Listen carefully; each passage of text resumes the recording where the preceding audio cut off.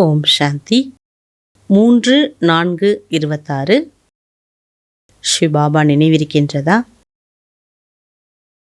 பாபா அழகான ஒரு வழிகாட்டியாக இருக்கார். வழிகாட்டுறாருன்னா அவருக்கு எவ்வளோ கருணை இருக்கு பாருங்க. நாமளும் பாபா போல கருணை உள்ளம் உடையவராக இருக்கணும். தலைப்பு சொல்றார், மீட்டே பச்சே बाप समान रहम दिल बन अनेकों को रास्ता बताओ.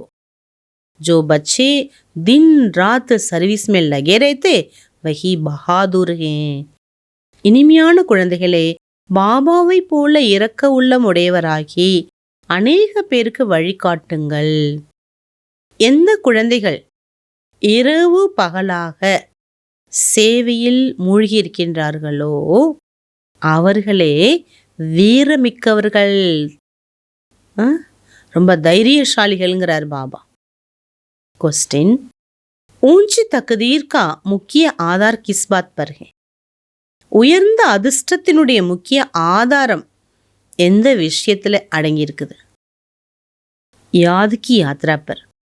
உயர்ந்த அதிர்ஷ்டத்தை நாம் பெறுவதற்கு நினைவு யாத்திரை மிக அவசியமானது.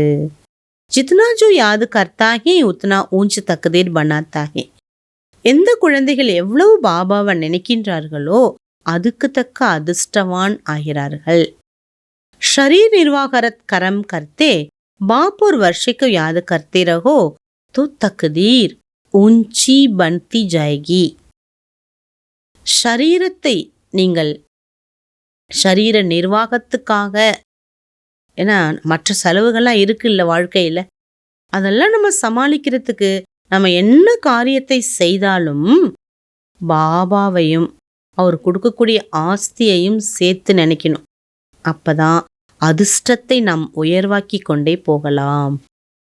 கடமை கடமை கடமை அப்படின்னு அது பின்னாடியே போகக்கூடாது. பாபா முக்கியம். பாருங்க, எந்த நேரத்துக்கு நம்ம வந்திருக்கிறோம். 84 பிறவியில், அது 63 பிறவியில் இது கடைசி பிறவி. இந்த நேரத்தோட மகத்துவத்தை நம்ம தெரிஞ்சிட்டாலே போதும். கீத் தக்தீர் ஜகாக்கர் ஆய், அதிர்ஷ்டத்தை வெளிப்படுத்தி வந்திருக்கிறேன், அதிர்ஷ்டசாலியாக வந்திருக்கிறேன். ஓம் சாந்தி.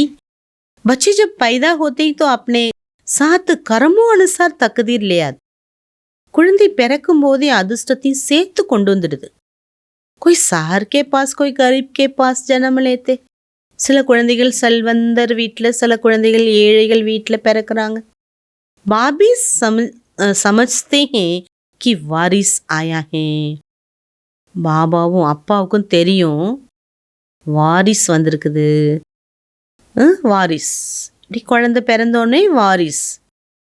जैसे जैसे दान पुण्य किया उस अनुसार जन्म मिलता. யார் யார் எவ்வளவு தானம் புண்ணியம் செஞ்சிருக்காங்களோ அதற்கு ஏற்றார் போல பிறவி கூட கிடைக்குது. अब तुम मीठे मीठे सिखलदे बच्चों को कल्प बाद फिर से बाबा ने आकर समझाया. இப்போ உங்களுக்கு இனிமேலும் இனிமையான தேடி கண்டெடுக்கப்பட்ட குழந்தைகள் எப்படி பாபா புரிய வச்சாரோ மீண்டும் அப்படி புரிய வச்சிட்டு இருக்கார். बच्चे भी जानते कि अपनी तकदीर ले आए. பகவானுக்கு தெரியுது குழந்தைகள்லாம் அவரவர் அதிர்ஷ்டத்தை அடைவதற்காக வந்திருக்காங்க. ஸ்வர்கி பாதுஷாகி தக்தீர் லே ஆவே. சொர்க்க ராஜ்யத்தை அதிர்ஷ்டமாக அடைவதற்காக வந்திருக்காங்க. जिन्होंने अच्छी रीति से जाना और बाबा को याद कर रहे हैं. இதெல்லாம் நான் அதிர்ஷ்டத்தை உருவாக்கிட்டு இருக்கிறேன், எனக்கு இப்படியெல்லாம் அதிர்ஷ்டம் பாபாட்டேந்து நான் அடைஞ்சிட்டு இருக்கேன்னு யாரு புரிஞ்சிருக்காங்களோ பாபாவை அவர்கள்தான் நினைவு செய்து கொண்டிருக்கிறார்கள். யாதுக்கே சாத் தக்தீர் கா கனெக்ஷன் ஹே. பாபாவை நினைப்பதுடன் தன்னுடைய அதிர்ஷ்டத்துக்கும் கனெக்ஷன் இருக்கு, தொடர்பு இருக்குது. ஜனம லியா ஹே பாப்கி யாத் பி ஹோனி சாஹியே.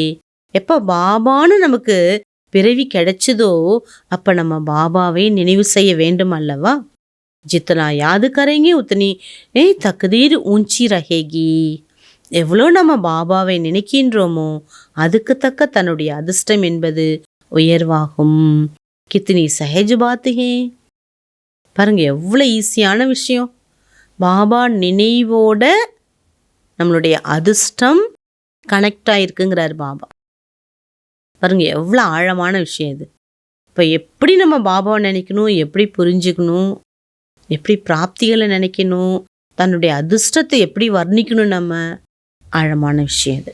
அச்சா, தாரணைக்கான முக்கிய விஷயம் ஃபர்ஸ்ட் பாயிண்ட், பந்தன் முக்து பன் பாப்கி சர்வீஸ் மே லகு ஜானா. பந்தனத்திலிருந்து விடுபட்டு பாபா சேவையில் ஈடுபடுங்கள். தபி ஊஞ்சி தக்தீர் பனேகி, அப்பதான் உயர்ந்த அதிர்ஷ்டம் உருவாகும். ரஹம் தில் பன் அனைக்கும் ராஸ்தா பத்தானா ஹே, கருணை உடையவராகி அநேக பேருக்கு வழி காண்பியுங்கள். அந்தோங்கி லாட்டி பன்னா ஹே, பாபா சொல்றாரு, மூன்றாம் கண் இல்லாதவர்களுக்கு நீங்கள் மூன்றாம் கண் கொடுத்து ஒரு ஊன்றுகோலாக ஆகுங்கள். நெக்ஸ்ட் பாயிண்ட், ஷரீர் से ममत्व निकाल जीते जी मरना है. ஷரீர பற்றை விடுத்து வாழ்ந்து கொண்டே இறந்து விடுங்கள். இந்த தேகம் நான் அல்லங்கிற நினைவு கொண்டு வருவது. क्योंकि अब वापस घर जाना है ना.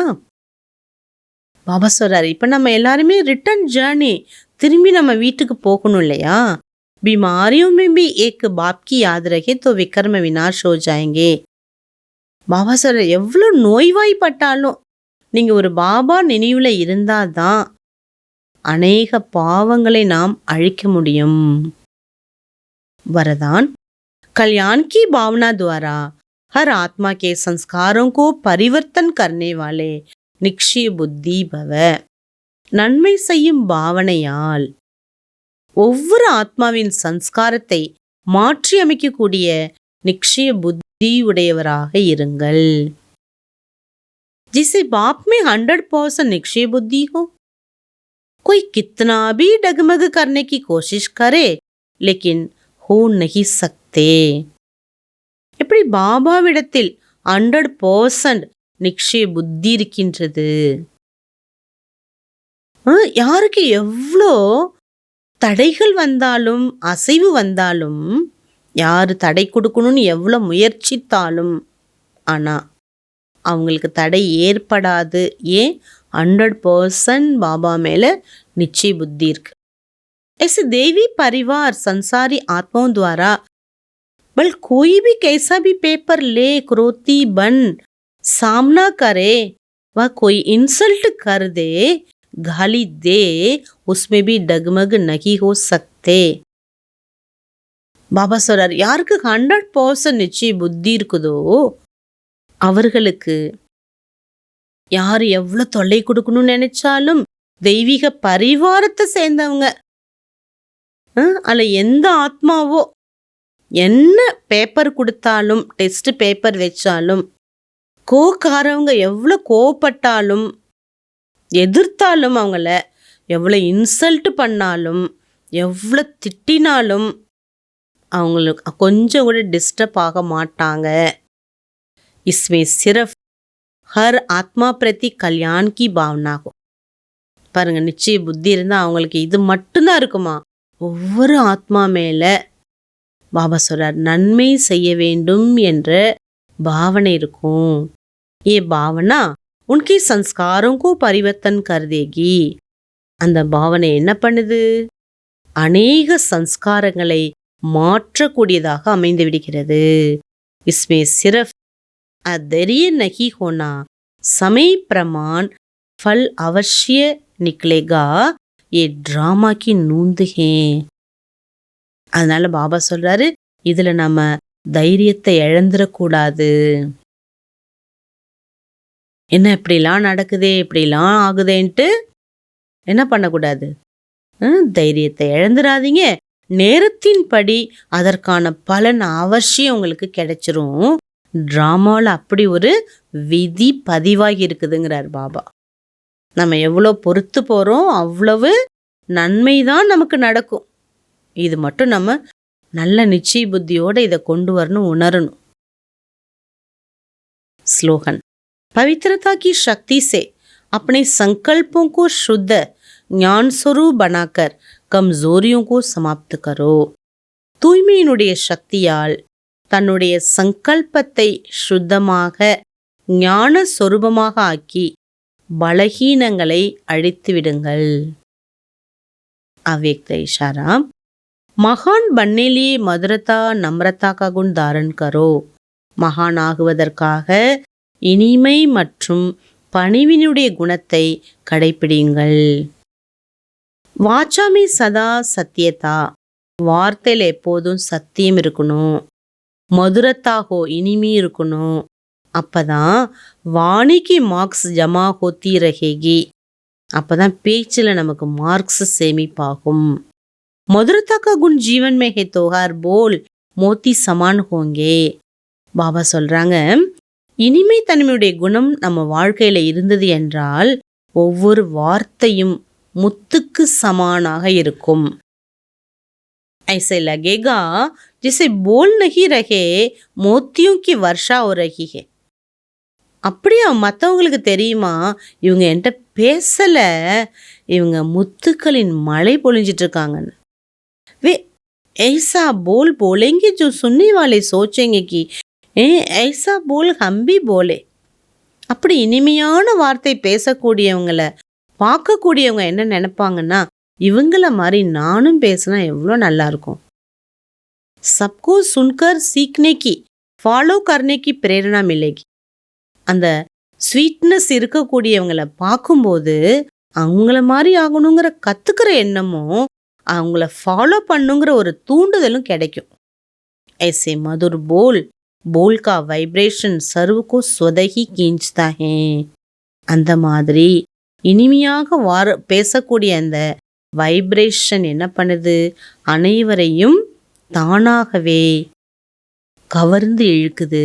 அவங்க ஒரு ரோல் மாடலாக ஆகுறாங்க. அதனால பாபா முக்கியமாக சொல்றாரு, இனிமை தன்மையின் மூலமாக தான் பாபாவை நாம் பிரத்யக்ஷம் செய்ய முடியும். அச்சா, ஓம் சாந்தி.